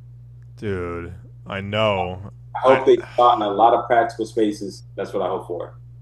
You well, know, that's I think that's why I think the Marvels had a bit of a hit miss because I mean Fantastic Four was very heavy on CGI and green screen and a stage. yeah, I mean, Um, they did some, they did some like practicals here and there and everything. few, yeah. With a lot, they did a lot of practical stuff, and I don't think that's what caused Fantastic. Oh no, I think it was just that the hype wasn't there, man. The hype wasn't there for that movie. it wasn't, and I'm trying to think what was Captain America had when it was practical, it worked, but then when it wasn't, you definitely knew it was a stage. Like you knew it was a stage. Like the whole fight scene with him and Red Hulk and that like the flowers, that was all a stage. That was on the volume. Yeah, the Ugh. ending part you could tell it was all like in the volume, and I was like, this part doesn't look good when he's like walking towards Red Hulk and everything. I was like, I don't like that. I like that look at all. But yeah, Spider-Man Brand New Day is when we started because this movie I'm like, okay, they're shooting in a lot Oh, of thank God, bro. practical spaces. I'm like, you could have just shot this in New York, but I get the tax shit. Tax purposes, yeah, tax write-offs. And again, I don't blame a lot of these because to your point, the ones that were affected by COVID, like how Spider-Man No Way Home. Listen, I love that. I love that movie so much, but Yeah, they couldn't film on location because of COVID. So I get that. I get that. I get that. With that said, though, the ones that aren't affected by COVID, Marvel needs to really go back to do what Predator, Badlands did, and Alien Romulus did, is to go back to using practical and go back to using practical Yeah, and VFX. Do a blend of both. And to your point too, I mean, bro, look at Dune. Dune looks amazing because Dune is filmed on practical and actual sets, and they blend the VFX really well. And to your point, I mean, bro, you were so right about that. You don't want to look at the Odyssey and then see Doomsday and be like, "Come on, y'all!" Like you'll be bummed out by that. oh, you do not want to see that, man. You do not want to see that at all, and be like, damn, like there's a whole difference, here, and I do not want to do that at all. Because it's like we're both huge Marvel fans. I know, Been man. since day one, right? So it's like with Avengers Doomsday, it's like you want to make sure, like when you go into that theater, you want to make sure when you watch, you do not look to the left or the right and be like, damn, that looks really bad. You don't want to do that. You want to be locked into that movie and realize how good everything looks. How great the story is, how many characters Yeah, are kicking ass in this movie. You know, I and agree. um, and yeah, at the end of the day, I should be happy because there's not AI involved. Yeah, That we know of. yeah, That we know of. Yeah, that's. I know a lot of. I know, like, yeah, that's gonna be our. What's that song from T Grizzly? There's a prayer on my downfall. that's Yeah, that. Yeah, that is. Yeah. It's so clickbaity, man. It's just yeah. I'm with you on that. And that we're speaking a trailer for this next Beginning, month with yeah, right. Avatar. Yeah, Um, it's gonna be the longest one of her. You know what's funny with that movie, Avatar? yeah. Bro, I did not like the trailer that they put on. Oh, it's bad. I did not like the trailer at all. That's a bad It was trailer. That's a bad bad. trailer. I'm sorry, and I don't like to call things out a lot, and I really don't usually don't do this. But the trailer was not good. The trailer was not good at all. I was like, what am I watching? Why is the dialogue so cross? You know, so crossed together. Why is it Oh, so like that? The visuals are astonishing. They're great, right? But then you're just watching the trailer and you're like, man, this trailer is cut so bad. It is so bad. It is so bad. I'm sorry. I'm sorry. I've never been so. Oh man. Oh, what he am I like? What am I to say all this? I feel like I'm a different person. But the trailer was just not good. he's lost. I think Cameron has lost, not lost his touch, but he hasn't. He lost his touch of marketing. And Yeah, why? Because Avatar, the first Avatar, Terminator, even Titanic, like had like that. Whoa, like what true life is gonna be crazy. So I'm with you. I'm asking you this too. I feel like there's no hype for this movie. I mean, we say that, but then again, we said that last year, and then Oh, it's that's like true. I mean, $2 billion. $2 billion. I think this movie's gonna at least hit $1 billion. Oh, bro, yeah. But I think it's not gonna hit $2 billion like the last two. Even the last one, right? The last trailer, the last one, last Avatar: Red Water, right? Yeah. The trailer that we saw, man, that trailer was so, bro. I even go back sometimes and I will go back and just watch that trailer, just to watch that trailer because it was so good. Like the very first teaser trailer. Teaser was good. That was a good teaser, and they put it with Doctor Strange. Yeah, that was a good teaser. And now it's like you watch this trailer for the ashes and Fire and Ash. fire and ash. You should call it fire and shit. No, Fire and ass. Got him. Got him. oh man, no, I just don't like the trailer. But I saw it looks good. I just don't like the way they made the trailer, and I'm upset that they didn't fire. But I'm upset that they didn't get a new freaking trailer editor. You know. James, he probably did it himself. Fine, I'll do it myself. That's probably what he did. Yeah, this could be one to. Yeah, it comes out in a month, dude. I mean, it's gonna make money, but I feel like Gotta make money. no one's talking about it though. No one's talking Bro, about it. bro, I'm telling you right now, man. The general audience for this type of movies, those are people that don't have social media, that don't go online That talking. is true. You know what I mean? That is That's true. tickets are going to be at mostly. And it's gonna be wild. I definitely know that. I'm I, definitely, like, yeah. But, I've heard more hype about Wicked for Good. I've heard more hype about the yeah, release of Kill Bill all in one movie now. I've heard more hype about Wicked and even Marty Supreme. Dude. I'm hearing again, and I can't stand Bitch Boy, but I'm hearing just like the hype for Marty Supreme is like crazy. So I'm yeah, like, whoa. So again, to your point, yeah, it's gonna make money for sure. It's gonna make money, of course, absolutely. But with that said, though, it's just like I feel like there's more hype for Wicked for Good and other movies this year, and I think, get to your point, it's gonna make money. It's gonna be a sleeper billion. I feel like it's gonna be like a sleeper. Gonna be like, oh, yeah, it made $1 billion, but like, it won't be like the spectacle of it was with both the first two movies. I made money, but like, and I feel like really no one was really talking about Way of Water after it came out. I mean, again, it was a big deal, but the way the first Avatar was, how it was like number one in the box office for like what fucking like 4 months. I feel like yeah. with now with the last one and this one, it's like, okay, you gotta see because Avatar, James Cameron, but at the same time, I feel like it's gonna like kind of obviously Christmas time, of course, it's a good time to drive it, of course, but then I mean, what's smart about that movie is that kind of like the last two, where is that it came out on Christmas when there's like nothing else. I mean, for us again, this thing I want to see, Marty Supreme we'll see, of course, and it kind of looks kind of fun. But like, look, there's nothing really big until Mercy's gonna be more of a smaller movie because it's a smaller movie. But the next big movie after that is. Look, there's nothing, bro. There's nothing. There's nothing big. There's nothing big until with Chris Pratt called Mercy, right? No, I'm kidding. Yeah, I mean, 28 years later. I mean, that's that big movie. Did you see that movie on January 2026. 26? So look, so it goes Avatar, Anaconda, nothing. Hey, that is crazy. I mean, you have 28 years later. You have the Sam Raimi.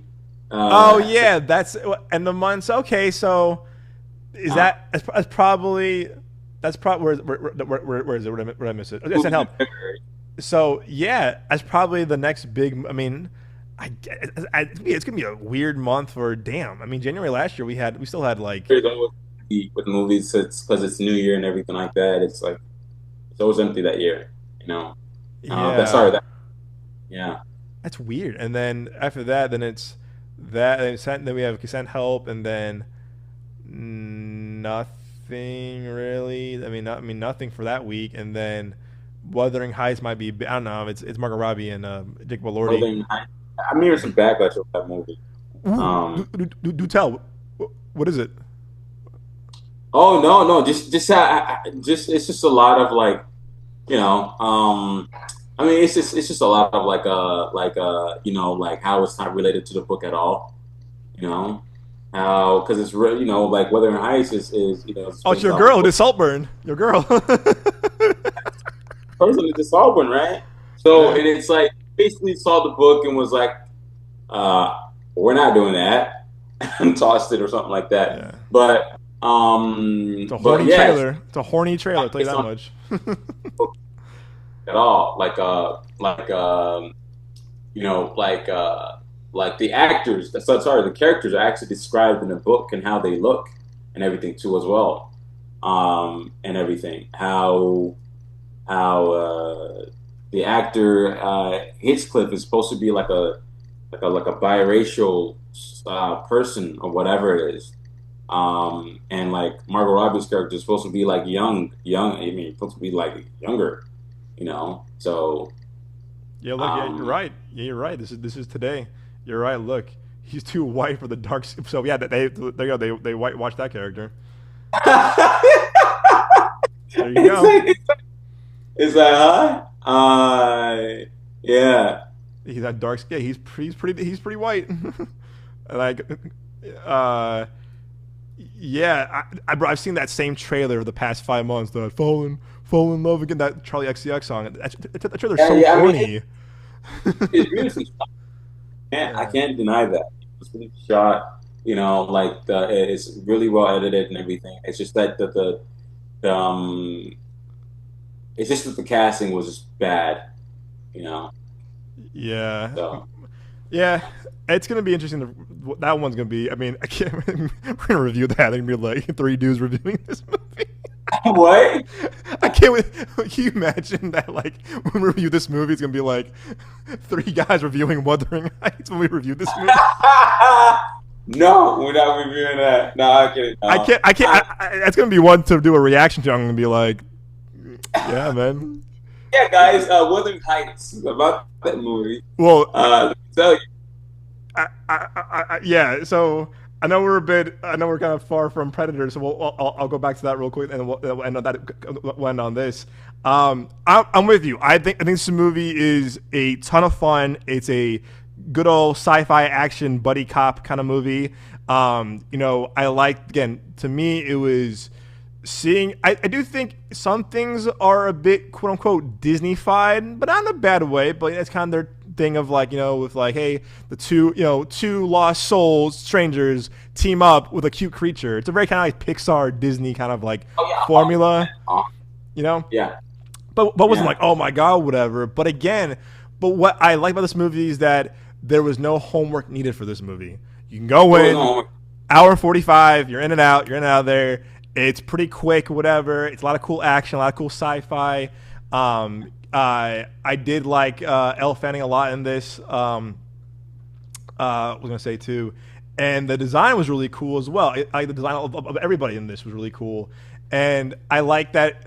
Again, it wasn't like, oh, you didn't cast like, I don't know, like Again, I love Glenn Powell, but like you didn't have any big names. You didn't have any like, oh, like, I'm gonna cast Tom Cruise in this. I'm gonna cast Denzel in this. Like, no, you cast or Will Smith. You casted like, you know, yeah. Or again, Margot Robbie is no. You casted people that were like, Robbie as the Predator. No, well, that would have been Wuthering Heights with the Z, the real Predator. But I felt like I said, what I liked most one is that, again, not being a fan of this franchise, not being a fan of Prey or even the Shane Black one, is that I still like that it's an hour 45 action to the point. It's a hero's journey kind of story. yeah. And I did like the thing of like trying to prove to your family, like, hey, I'm worthy of being in this tribe, I'm worthy of being in this, of being in this, of this species. Just worthy. You know what I mean? Being worthy. That's what the theme was. It's just about like, if like you thinking that you're not worthy enough, and as you go through this journey, of finding your worth, in life, you meet friends that tell you like, hey, you are that. You know what I mean? And it's great. Even if it is, a synthetic or whatever to tell you, Mm-hmm. or like a little alien creature. Yeah, bud. But still, it's a good movie to like watch, like get in and get out. Yeah, It is. It really is. It's a fun popcorn flick, man. Popcorn flick, but with some really cool action and really cool designs. Really cool action, and also really good music. Really good. Oh, dude, I know. Scoring this is awesome. Dun, dun, dun. I'm like, whoa, what the hell? It's crazy. What was going to ask you something? No, I'm going to end on this. Oh, okay, yeah. So this is okay. This might be a minor spoiler, and I apologize, but it's in the trailers and the marketing. How did you feel about that? The synthetics are made by the same company in Alien. Oh, they are. I didn't know that. Yeah, Weyland Yutani. That's the same company in the Alien franchise. So the Elle Fanning and her quote unquote sister. Again, sorry guys, a bit of a spoiler alert. My apologies. That is the Weyland Yutani group are the big companies in Prometheus, Alien franchise, all those movies. It's crazy. That's what she says. That's why the other synthetic says mother. I'm like, oh wait. Yeah, there's a connection to it. But what I like that too is that it wasn't like, ha, look. It wasn't like, it wasn't like, look at us, ha, I got him. Like, it wasn't like the reference. Yeah, it didn't feel like that. It didn't feel like that. But that's great. I know they're trying to connect that world. They're trying to connect that universe. They really are. They really are. They're really trying to connect that universe together and everything. So I'm really curious. Excuse me. If they're gonna because again the OG, the original Alien vs Predator movies are boo boo AF. So I would hope that if they're gonna redo it, I would bring back Dan Trachtenberg, who did this movie, and then or get Fede Alvarez, who did Alien Romulus, like again because Fede Alvarez knew Alien really well with Alien Romulus, so you had to give it to guys or women or whoever people that really love these characters and this IP. Guys, man, really love the franchise because I know that Fede Alvarez, Alvarez is not going to do it anymore. Yeah, I saw that too. Yeah, like damn, I respect that, but yeah, it's very disappointing. But I do know that David Johnson and Keilyn. I was Keilyn Spanny. Yeah, Keilyn Spanny are going to come back. I've heard. Yeah, fingers crossed. Yeah, that'll be cool. And I think if you give the right, again, I think to your point, I think they're working towards this. I think since Badlands did very well, we'll see more of these movies for sure. If they're gonna redo it with the Alien and do Alien and Predator, make it really cool, be unique, do something original, which is really cool, but like don't make sure it's a balance of both franchises really well. Make sure Yeah. you balance them together very well, and just have someone understand this franchise and lore very well. So, final scores on Predator Badlands. What would you give it? Better Balance was good. It's yeah, it's like it's probably been like my favorite movie to come out since I've watched um the Long Walk. You Ooh, know, nice. so I will definitely give it. You know, I would give it what like an 8.5 for me. Okay. 8.5 for me. That's high. You know? High praise. I, Yeah, high praise right there. Yeah. I won't go as high, but I'm definitely with you close enough. I gave it a solid 8 out of 10. Yeah, I was like, again, not being a fan of this franchise, not being like, oh, whatever. I walked out, I was like, yeah, well, goddamn. And so again, I had a fun time with this movie, and I'm with you on that. I kind of went in with little to no expectations, and I was like, well, shit, I like this a lot more than I thought it was. And again, I like the quick runtime, and I like that like it was again it was straight to the point, sci-fi action that with no homework, no extra fat and ingredients, whatever kind of get it, boom boom boom boom boom boom boom boom, done done done, and Yeah, it the was backstory or whatever that we needed is just straight to the point. You know what yeah I mean? Straight to the point. You don't need that. It's no like you know who people are. You've been knowing for a long time. Here you go. Watch the goddamn movie. yeah there you go, bam. Yeah, Do you have time to do one-on-ones, or should we just do our plug our social medias? few one on ones. You know, Let's do it. All right, so my friend, what are your one-on-ones of this week? my one on ones this week. I would say this is a cheat sheet, but go watch Predator Badlands. It's a great film. There you go. I had a great time watching it. It's very very fun. It doesn't really stop at all when it comes down to the pacing, which is great. Mm-hmm. Like you will not fall asleep watching this movie. No, you're gonna be up, and because it has a lot of energy, Yeah. it has a lot of fire to it and everything, and the acting is great. The casting is great. You know the VFX and everything, the cinematography. It's not like the best, but it holds for the movie. Mm-hmm. And the story overall, is like a buddy cop story that I think anybody can appreciate if they're into all that. And yeah, there's a sweetness to it. There's a sweetness about this movie. There's like a very heartwarming, to it. I don't know what it is. It's like a Yeah, very like friendship in a way too, like finding friendship. yeah. But yeah, go check it out. My other one on one is go. I'm watching Dairy. The Dairy? Yeah. Welcome to Dairy. Yeah, I'm currently watching Welcome to Dairy right now. I'm like at episode 3. It's a good show. I'm not scared as I used to be. No, man, it's crazy because I'm watching it and everything. I'm like, I'm not really scared of this. I'm not really scared of this. Maybe it's like I know the franchise, or because I've grown out of being afraid of scary movies. Yeah. Um, but yeah, I was watching. I'm like, I mean, there's some scary moments here and there, but overall, man, like I don't get jump scared. I haven't got jump scared watching the show, at all. But it's just a good overall, show. You follow all these people in this one little town who are basically, I mean, they have to deal with a lot, but they have to deal with the fact that they are living in a very scary town where, it basically like feeds off your fear, essentially. Fear. Yeah. You smell So, it. and I'm excited to see how it feeds off, off grown adult, because we haven't really got to that part yet. How it feeds off, towards like grown adults or anything like that. We've been following mostly like young kids, and how it feeds off that. How fear feeds off, young kids and everything, not really adults essentially. But yeah, I'm excited. I'm excited to continue it. I'm in episode 3 and waiting to waiting to see episode 4 when it comes out. You I was gonna do the same show actually because I'm only one episode in, but I'm Really? hearing Ah! I'm hearing got him.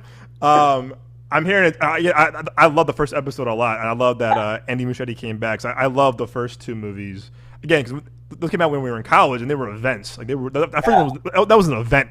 I remember that very well. That was an event for all of us when we were in college. That first one was like everyone at ASU saw that movie opening weekend. Like everyone that was anybody was like, we're gonna see it.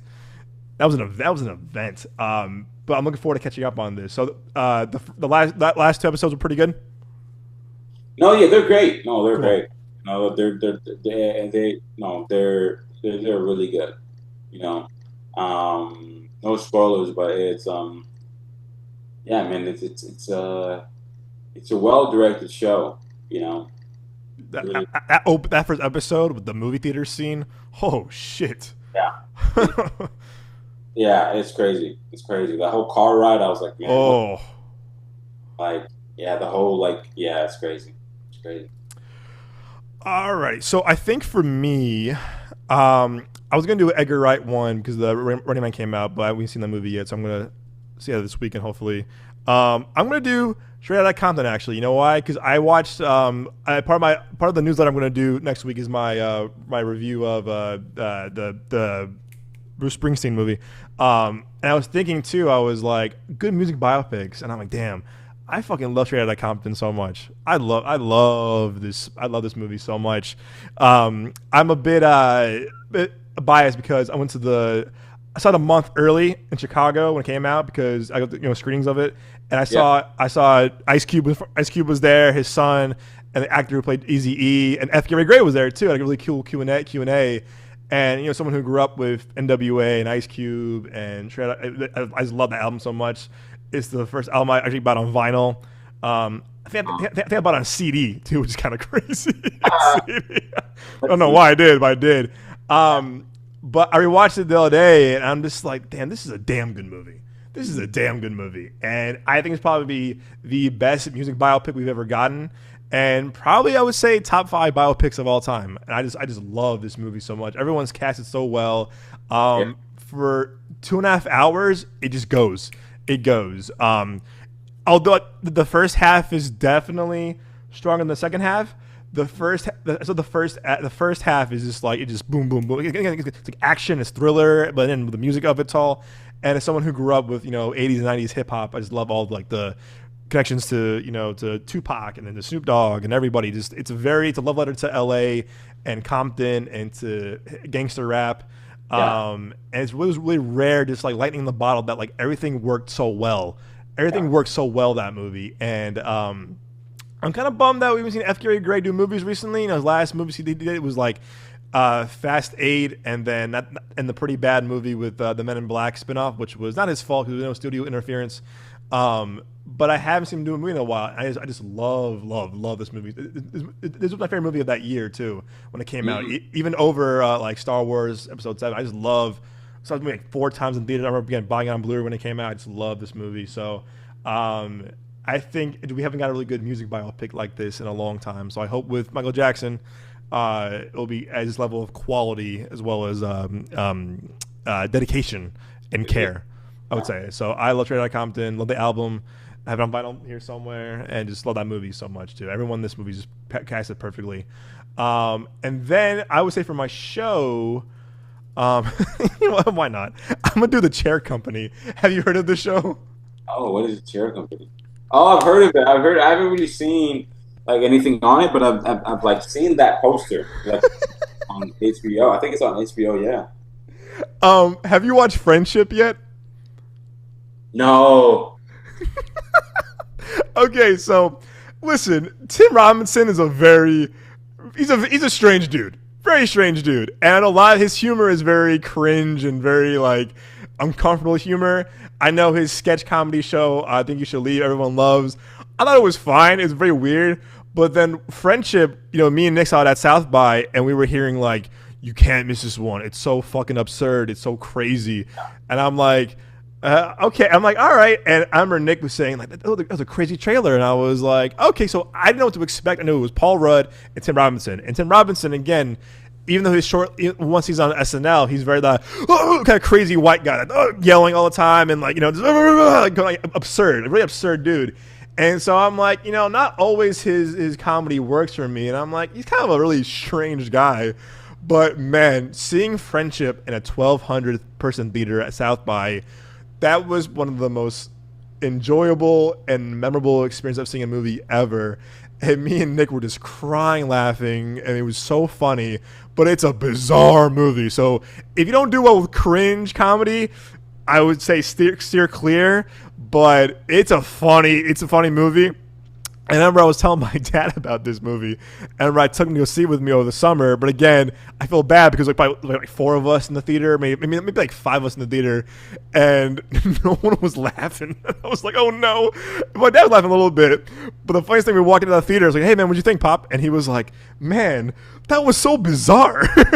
That was his reaction to the movie, and I was like, yeah, that was what we thought. So this show is very similar to that movie Friendship. Same director, same writer, same everyone attached, whatever. And basically the premise is Tim Robinson plays kind of like sales executive person, whatever guy, and at a huge conference with his his higher ups, his managers, everybody. So he's at a presentation. He sits down in a chair, and the chair collapses from everybody, and he's so embarrassed.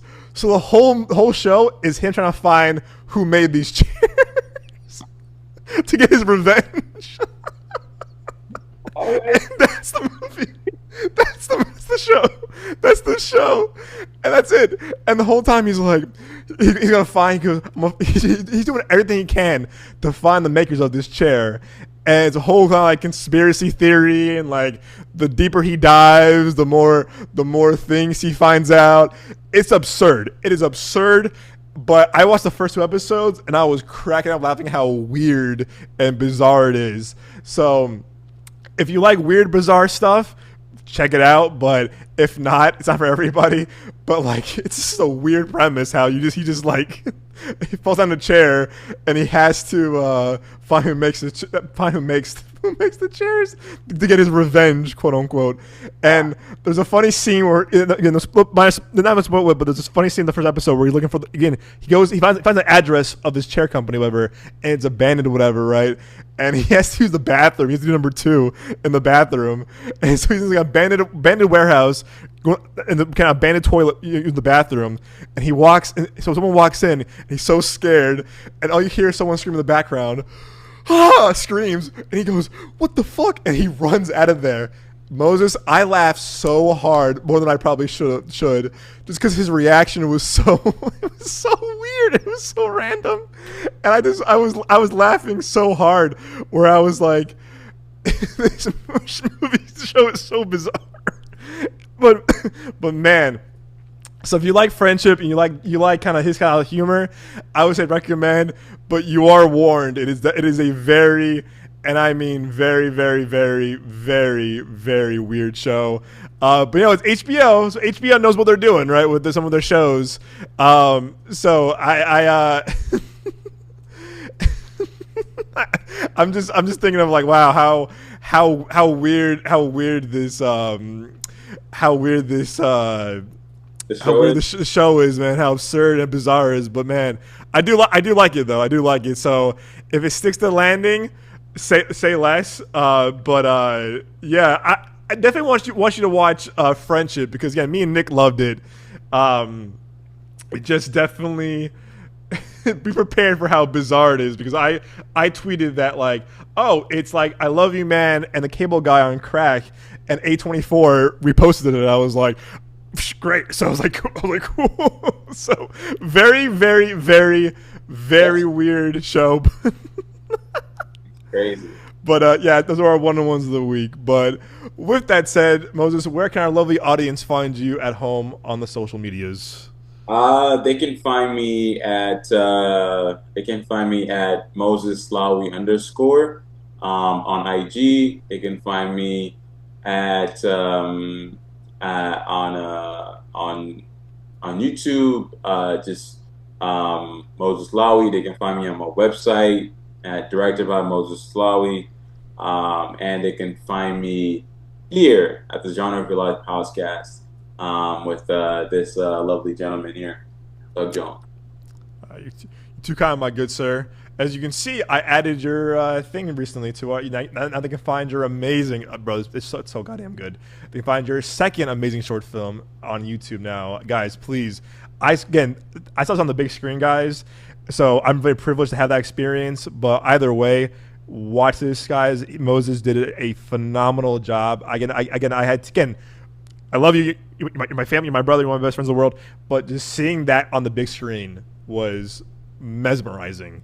Because I saw Golds at home on my TV. I love that project too that you did. But like seeing that on the big screen with you and the audience, dude, that must have been so cool for you and so amazing to have that experience. But guys, please watch this movie, guys. Moses did a phenomenal job. It's just he put his heart and soul into this, like he did with Golds, like Nick did with his short film. But like, guys, it's now available on our Linktree. Don't miss out, my man. You did a phenomenal job with that movie. Seriously, that to me was like, it's hard to do 2 for 2 in any kind of project, but you did it twice in the span of 5 years, which is crazy. So you're built different for sure, as the kids say. But man, yeah, dude, you did a phenomenal job with that one, and please be proud of that, and please share that wherever you go. But yeah, guys, please. Check it out. He did a phenomenal job, and just the detail and the love he had for his craft is so apparent. So go check it out. I thought Begonia was removed. Begonia? Yeah, I'm gonna go see it probably sometime like tomorrow. Actually, yeah, it was that was a good movie. Yeah, it was. I thought it was good. It was again, it's a solid movie, and I still been thinking about it a lot more after we saw it. Okay, now it's gone. That was weird. But yeah, guys. So, of course, you can find me right here with one of my ride or dies for life, my main man Moses Lawry here at this amazing podcast I've been honored to host with these guys for the past 3 years. 3 years and counting, guys. I've known him and Nick now for almost 10 years, which is crazy, but 3 years is nothing. We have so much in store for you all next couple of years and the ones to come.